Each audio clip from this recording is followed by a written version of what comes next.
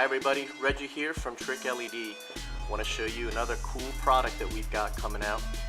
Actually, it's brand new in the Spyder market, but it is not new to us. We've actually been doing this for a couple years now, had huge success, and we thought we adapted a specific one for the Spyder.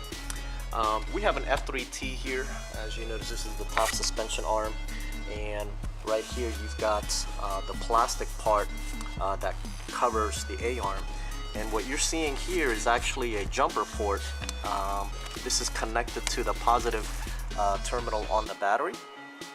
So if you ever get caught with a dead battery, and everybody runs around with one of those jumper ports now, but the problem is you'll have to undo everything in the front trunk, get to your battery, which could be a pain sometimes. So this is super easy, couple of minutes, and you'll be back on the road. So you got your positive jumper terminal that's mounted on this plastic unit, so when you need to jump start your vehicle or even put it on a battery tender, it's super easy now, because right here is actually your ground wire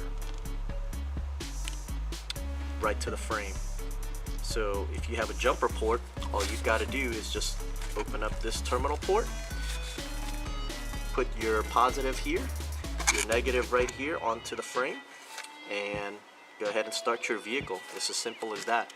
Connection is super easy because you've just got one wire coming from this jump start lug, and it goes right to the positive terminal on the battery. So I'm going to show you that right now, which I've already got the service cover pulled off, and I've got the trunk removed.